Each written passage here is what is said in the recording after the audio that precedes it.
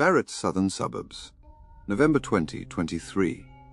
A senior Hezbollah commander steps out of his armored SUV, flanked by 4 bodyguards trained in counter-surveillance. He's survived 6 assassination attempts over 15 years. His security protocols are tight. His movements unpredictable. His safe houses change weekly. Tonight, he has 47 seconds to live. 300 meters above, invisible in darkness, 7 autonomous drones hover in formation. No human pilot controls them. No operator sits in a bunker making life and death decisions. The machines have already decided. Their artificial intelligence identified the target, calculated the optimal strike pattern, and coordinated the attack sequence. By the time bodyguards hear the whisper of rotors descending, shaped charges are deploying. The swarm moves with precision no human could match, each drone compensating for the others in real time, adjusting for wind, obstacles, and panicked movements of men realizing they're about to die. The explosions are surgical, controlled, calculated to kill the target while minimizing collateral damage. When smoke clears, the command his bodyguards are dead. The drones have scattered, the navigation systems guiding them to 7 different auto-destruct points, where they'll disintegrate into untraceable fragments. No operator to capture. No pilot to interrogate.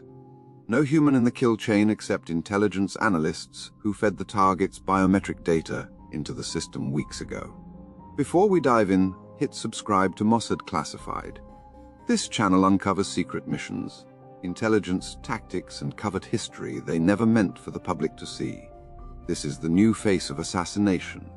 Silent, autonomous, and powered by artificial intelligence that makes decisions at speeds human consciousness cannot match. Welcome to the era where machines hunt men.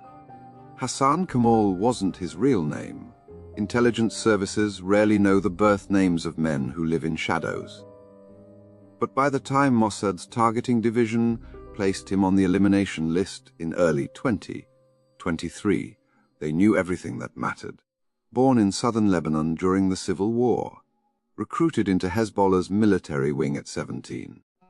Rose through ranks demonstrating exceptional operational discipline and talent for moving weapons across borders without detection. By his mid-40s, he had become Hezbollah's primary coordinator for precision-guided missile transfers from Iran through Syria into Lebanon.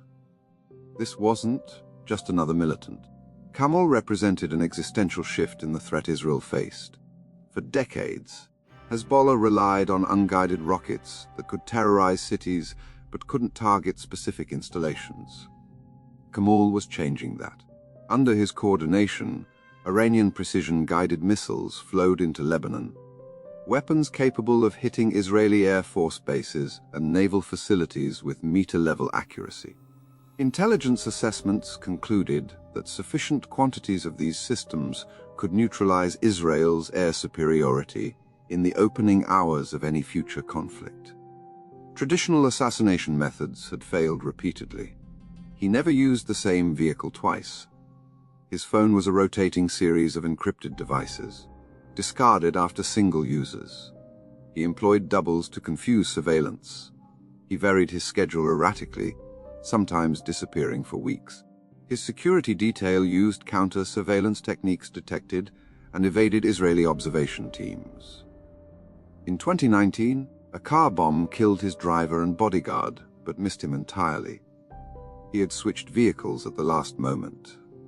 In 2021, a sniper team had him in their crosshairs for 12 seconds before he moved behind cover. Each failed attempt made him more cautious, more paranoid, more difficult to reach. By 2022, Mossad's operational planners confronted an uncomfortable reality. Conventional methods weren't working. Kamal had learned from every attempt, adapting his security with each failure.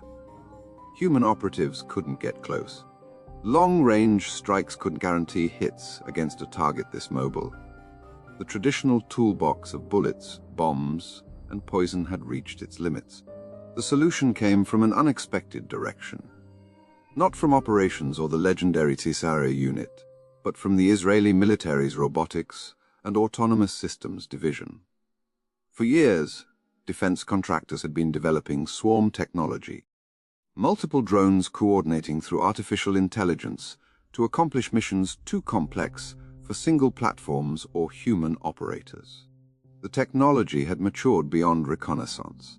Engineers had miniaturized shaped charges small enough for commercial-sized drones while remaining lethal at close range. More critically, they had solved the AI targeting problem, using facial recognition, gait analysis, and behavioral pattern recognition. The system could identify specific individuals in crowds with accuracy exceeding 99%. The machines could distinguish targets from bystanders and make kill-no-kill decisions faster than humans could process visual information. The ethical implications were immediately obvious and deeply troubling. An autonomous weapon selecting and engaging targets without human intervention crossed every red line international law had attempted to draw around artificial intelligence in warfare. The United Nations had convened multiple conferences attempting to preemptively ban such systems. But Israeli security planners faced a different calculation. If Hezbollah acquired thousands of precision-guided missiles, the next war would see Tel Aviv under sustained, accurate bombardment. The man coordinating that weapons flow was beyond traditional reach. If AI-guided drones could eliminate him when human operatives could not, ethical concerns would yield to operational necessity. The decision came from the highest levels: Prime Minister, Defense Minister, Mossad Director, Military Chief of Staff.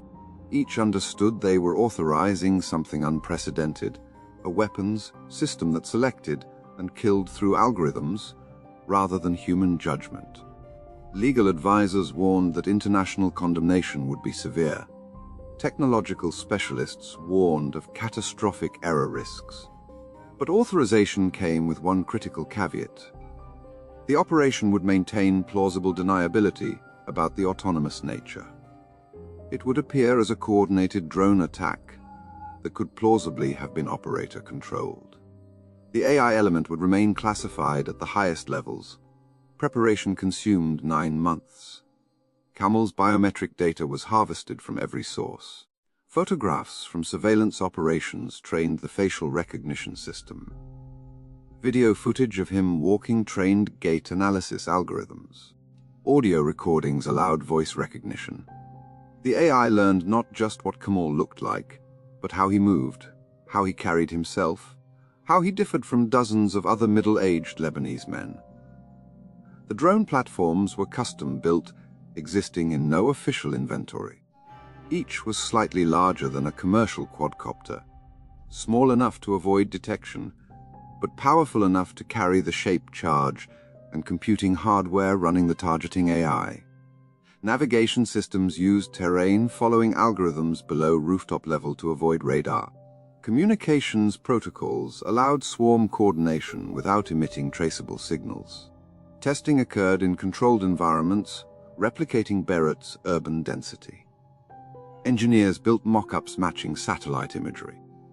They programmed mannequins to move in typical security formations. The swarm practiced identifying targets among crowds, coordinating attack angles, and executing auto-destruct sequences. The AI demonstrated disturbing effectiveness. In scenario after scenario, it identified targets correctly, calculated optimal strikes, and executed coordinated attacks human operators could never match. The machines learned from each test, becoming more efficient killers with every iteration. Intelligence collection intensified around Camel's movements. Every appearance was logged: which vehicles, which routes, which buildings. Pattern recognition algorithms processed this information, identifying statistical regularities buried within apparent randomness. Kamal thought he was unpredictable, but no human behavior is truly random. The AI found patterns he didn't know he was creating. By October 2023, the system identified a vulnerability. Kamal visited a specific building in Beirut's southern suburbs approximately every 11 to 14 days, arriving between sunset and darkness. always using the same entry point despite varying vehicles and routes. The pattern wasn't obvious to human analysts, but the AI recognized it as exploitable with sufficient confidence to recommend action.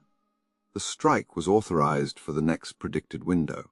7 drones launched from an East Beirut safe house, flying individually along different routes.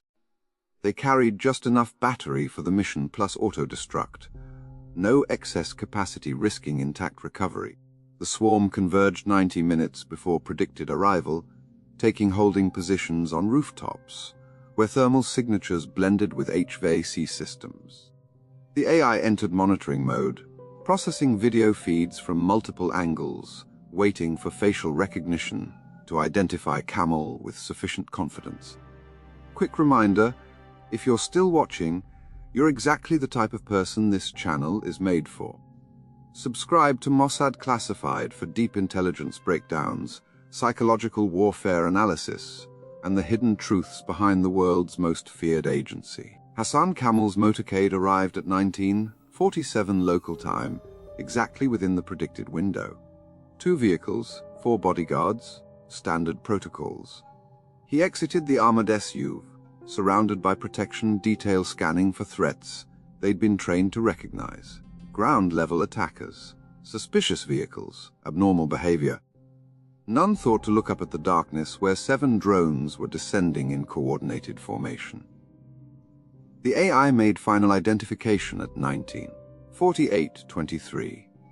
Facial recognition confidence 99.4%. Gait analysis 98.7%. Biometric composite at 99.1%. The system cross-referenced prohibited targets. No matches. Collateral damage assessment. Acceptable parameters. All engagement criteria satisfied. At 19:48:31, the swarm received autonomous authorization. No human made this decision. No operator pressed a button. The machines had evaluated the situation according to programming and determined lethal force was authorized. The drones descended from 7 vectors, approach angles calculated to create overlapping fire while minimizing friendly fire risks. They moved impossibly fast for remote control because no human reflexes limited coordination. The AI adjusted each trajectory 60 times per second, compensating for wind, each other's positions, and Camel's movements. Bodyguards heard rotors at 12 meters. Training kicked in. They reached for weapons, moved to shield Camel, scanned for threats. But human reaction time measured in hundreds of milliseconds. The AI operated in microseconds. Shaped charges detonated in precise sequence. The first hit Camel's center mass, explosive force penetrating his body armor. The second targeted his head, ensuring lethality. The remaining 5 engaged bodyguards in the hierarchy the AI calculated, each threat eliminated in order of interference potential. Total elapsed time 11.3 seconds. The swarm scattered immediately, each following independent routes toward predetermined coordinates. Auto-destruct mechanisms activated at varying intervals, thermite charges melting electronics and components into slag. Forensic analysis would reveal commercial parts, easily sourced components any sophisticated group could assemble. The custom AI chips were designed to be unrecognizable after thermite exposure. Lebanese security arrived within minutes, finding a scene they'd witnessed before. Targeted assassination using explosives. Sophisticated but not unprecedented. They collected drone fragments, interviewed witnesses describing multiple aircraft descending simultaneously, and began investigation that would conclude Mossad had conducted another operation. They were correct about the responsible party. Completely wrong about execution. International condemnation followed predictable patterns. Lebanese government protested sovereignty violation. Hezbollah vowed revenge. The UN Security Council held emergency consultations producing usual statements. Israel said nothing, maintaining ambiguous silence. Behind that silence, analysts assessed success and began planning how the technology could apply to the next target. The true significance remained classified. Journalists reported a drone strike, Speculating about operator skill, military analysts praised tactical execution. Human rights organizations condemned the assassination but framed criticism around sovereignty and proportionality. None understood this operation had crossed a threshold far more significant. For the first time in history, machines had hunted and killed a human based on decisions made entirely by artificial intelligence. The kill chain had no human involvement beyond initial targeting authorization months earlier. Timing, engagement decision, coordination. Execution all calculated and implemented by algorithms processing information faster than human consciousness could follow. The implications extended beyond a single dead commander. Every intelligence service capable of understanding what occurred immediately recognized warfare had fundamentally changed. Autonomous weapons didn't require operators who might hesitate or feel moral qualms. They didn't suffer fatigue, fear, or cognitive limitations.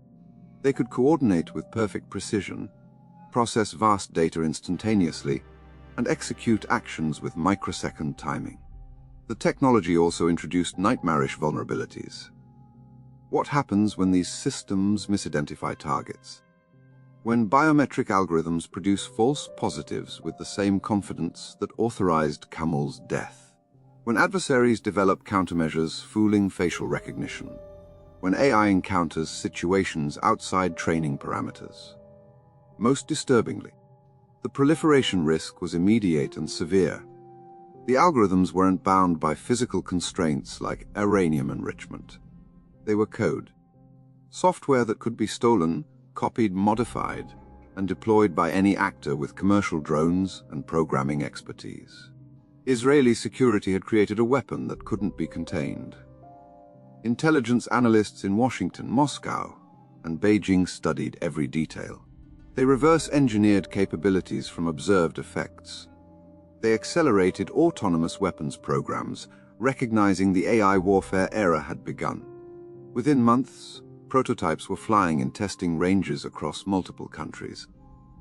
The operational teams were never identified publicly. The technicians who programmed the swarm, the officers who collected biometric data, the commanders who authorized the strike, all disappeared back into the classified world. They carried knowledge of what they'd created, an understanding they'd opened a door that could never be closed. Hassan Kamal was buried in Lebanon's Bekaa Valley, eulogized as a martyr. Thousands attended, vowing to continue his struggle. Hezbollah appointed a replacement coordinator. The weapons flow continued, perhaps slowed temporarily but not stopped. From a strategic perspective, the assassination achieved tactical success without fundamentally altering broader conflict dynamics. But the precedent established that night would echo far beyond Lebanon or the Israeli-Hezbollah conflict. Autonomous lethal weapons had moved from theoretical concern to operational reality. The machines had proven they could kill with precision exceeding human capability. The AI warfare era had arrived not with treaties or declarations, but with shaped charges detonating in a Beirut suburb controlled by algorithms that decided a man needed to die. The swarm is hunting now, not just in Lebanon, but in development laboratories across the globe. Each iteration becomes smarter, faster, more lethal. The technology advances with exponential progression, improving at rates that render last year's systems obsolete. If this story kept you watching, then don't just leave, join the inner circle. Subscribe to Mossad Classified and turn future episodes into automatic intel drops. Here's your question for tonight. When machines can select kill human beings faster than human consciousness can process what's happening, who actually controls the kill decision? And if the answer is nobody, what have we created?